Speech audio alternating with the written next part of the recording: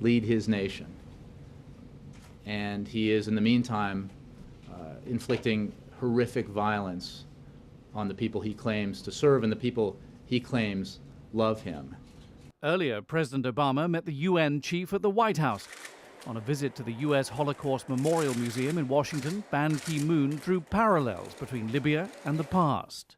Once again, we are being tested. In Libya, a regime that has lost legitimacy has declared war on its own people. It's up to us, the community of nations, to stand against this crime. The U.S. ambassador to the UN was less diplomatic about Colonel Gaddafi's latest statements on TV. It sounds just frankly delusional. And when he can laugh in talking to American and international journalists while he is slaughtering his own people, it only underscores how unfit he is to lead and how disconnected he is from reality. To enforce sanctions against Libya, the Pentagon is repositioning forces near the North Africa coast as the US and its allies consider options surrounding a possible no-fly zone. The Pentagon doesn't name the assets being redeployed, but they're thought to be the aircraft carrier USS Enterprise and the amphibious assault ship USS Kearsarge, plus the command vessel USS Mount Whitney. Also Monday, the US Treasury froze $30 billion of financial assets controlled by Colonel Gaddafi and his family, held in US banks. The move was described by the White House as the largest single financial freeze in US history. John Terrett, Al Jazeera, Washington.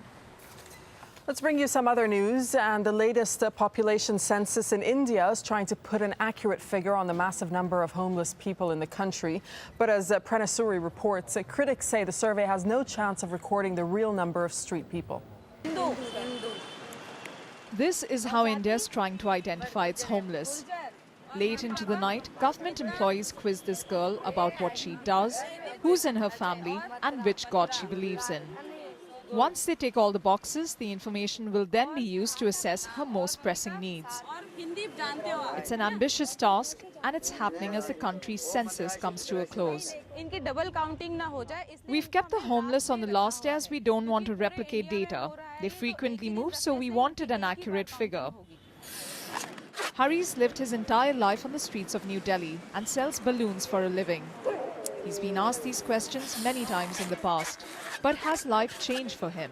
They've come here before, but what's the point? I still can't send my kids to school or get a decent job. Nobody really knows how many homeless there are in India. Figures are sketchy and unreliable. And with no identification papers, children can't go to schools, and families can't claim welfare benefits. The point of this exercise is to include every homeless person in this country, and government officials are conducting simultaneous exercises all across India. And the time that they have to complete this is literally 2 days. So, not everyone's been counted. Across the city in a different area, this activist says officials have not counted large numbers of people. This is a total mockery of a statutory provision. Census gives you the real figures, and we treat census data as sacrosanct. That what realities emerge, we take it. We have learned from census data as such. People will be deprived of their basic rights, basic entitlements. As the rest of India races ahead on the road to modernity, there's a real danger the flaws in this exercise may leave behind some of its most vulnerable. Prerna Suri, Al Jazeera, New Delhi. Well, 2 former Blackwater contractors are about to go on trial again in the U.S. for killings in Afghanistan. The men say they acted in self-defense. Prosecutors disagree. We'll have all the details. And New Zealand marks a week since the earthquake rocked the city of Christchurch. That and more coming up. Stay tuned.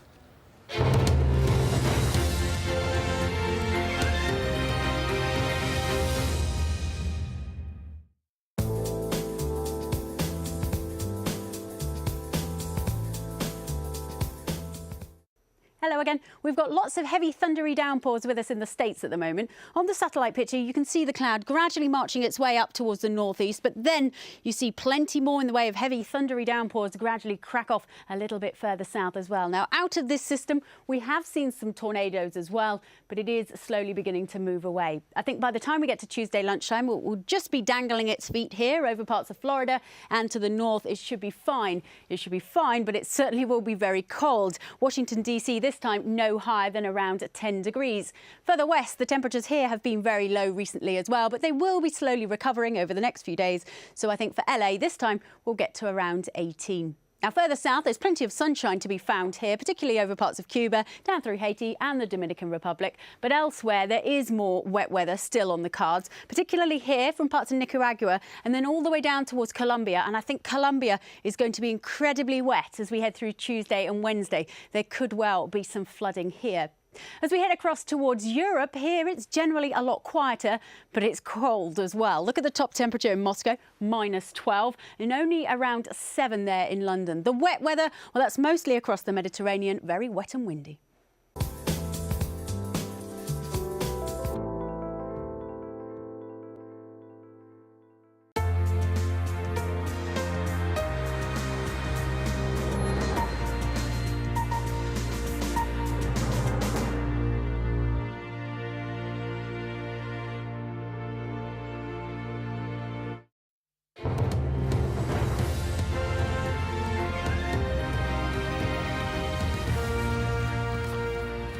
The top stories on Al Jazeera. Libyan Air Force jets have bombed an ammunition depot held by opposition forces in the city of AlJazeera.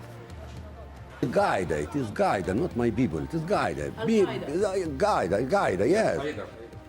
Muammar Gaddafi has repeated his claim that Al-Qaeda is to blame for the unrest sweeping his country. He also claims he is loved by the Libyan people. Well, the oil installations in the east of the country could develop into battlefronts between pro and anti-Gaddafi forces. One such region is the opposition-held eastern town of AlJazeera. Tony Bertley is there. The firing may be practiced, but these men have determination and conviction. Both could still be put to the test. No, like Gaddafi, everybody strong. The AlJazeera people very strong. AlJazeera is one of the last main towns standing before pro-Gaddafi forces in eastern Libya. And if there is an attack, this is where the main line of defence will form.